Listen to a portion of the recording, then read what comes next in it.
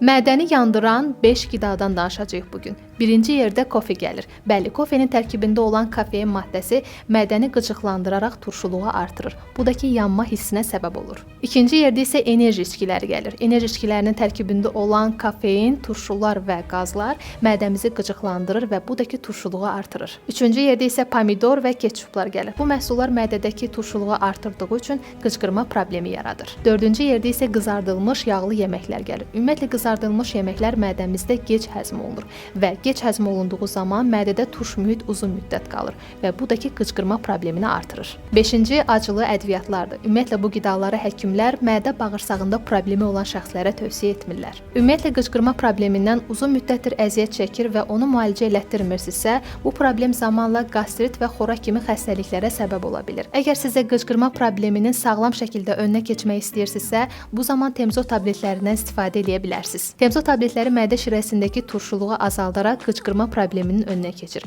və təsiri bütün gün hiss olunur. Xüsusilə də uzun müddət dərman qəbul edən şəxslərdə bu tabletlər mədəni qoruma gücünə də sahibdir. Mədə qıcqırmasının önünə keçən Temzo tabletlərini bütün apteklərdən əldə edə bilərsiniz.